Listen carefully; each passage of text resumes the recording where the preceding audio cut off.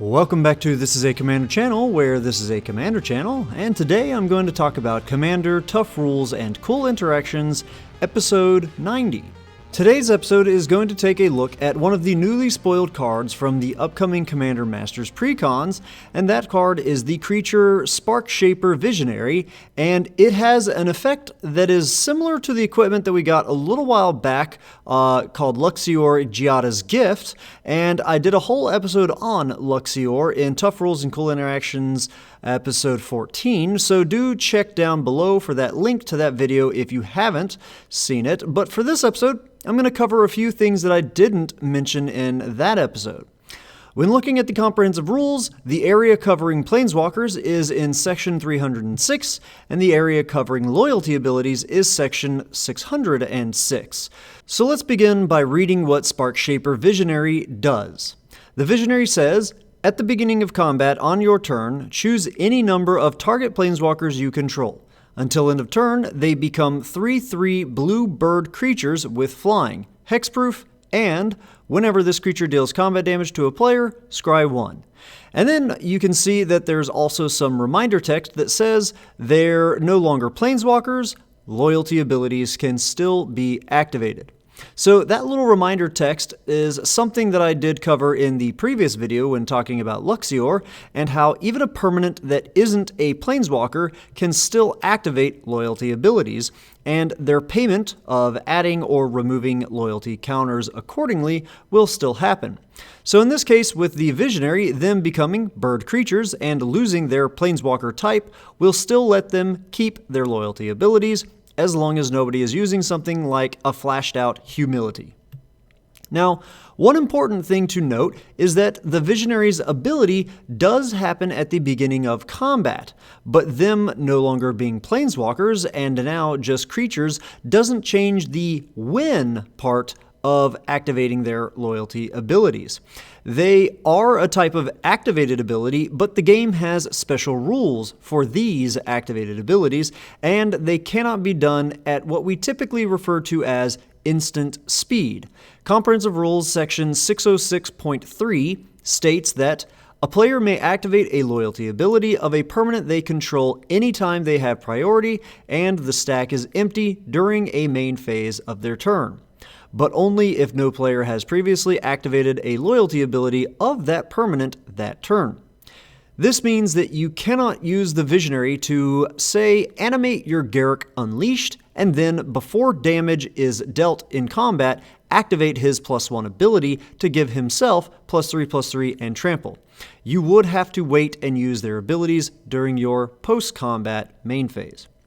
So how does damage work on these creatureified Planeswalkers? If your Garruk Unleashed entered last turn with 4 loyalty counters, and you used his -2, setting him to now 2 loyalty counters, and then on your next turn, you trigger your Visionary and animate your Garruk, making him into a 3/3 with 2 loyalty counters on him, and then when you attack, he is blocked by a 2/2 flyer. Will he die from taking the 2 damage and lose the 2 loyalty counters? The answer is no. Loyalty counters being removed as a result of damage is something that is actually unique to Planeswalkers and not something that happens to creatures that happen to have loyalty abilities. One other question you may have with the Visionary's ability is whether or not they are still legendary. If you use this ability and then later in your post-combat main phase, you play a clone and have it enter as a copy of your 3/3 bird Garruk, will the original version and or the clone version of Garruk be legendary? Sadly, the Visionary's ability will not remove the legendary supertype from the Planeswalker when it turns into a creature bird. So unless you can get around the legend rule somehow with other clone effects that are out there, then you can't use this as a copy loophole that sticks around. This leads me to my first bonus question. If you were to use something like Irenicus's Vile Duplication that removes the legendary supertype on the token that it makes, what would the token copy look like? And then, after the cleanup step when the Visionary's ability wears off, what will the token copy look like then? Will it change? I've covered things like this in previous episodes, so if you're not sure, go check out some of those earlier episodes on copyable values and layers. And then for bonus question number 2, which I hope will be quite a bit easier for most of you to figure out, but I've still heard people in certain games at my LGS ask this question. Can you use a spell like Blacksmith's Skill that grants Indestructible to save a Planeswalker from being killed via damage? For example, your Garruk Unleashed is out on the battlefield with 4 loyalty counters, and your opponent is about to resolve their Omnath Locus of Creation's landfall ability for the 3rd time that turn. This deals 4 damage to all of their opponents and all of their opponents' Planeswalkers.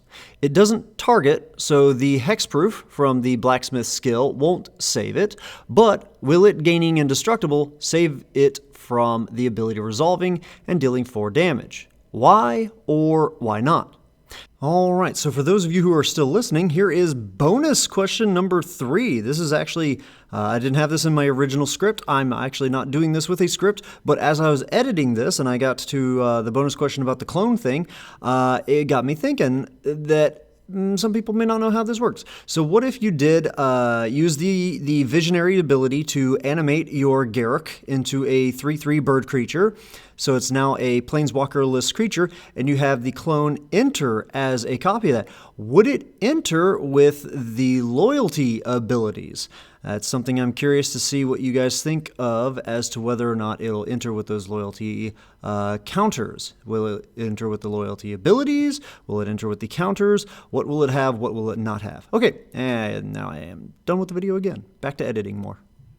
Anyhow, that's all I've got for today's episode. Let me know if you can think of any other weird interactions between this Visionary's ability and other cards.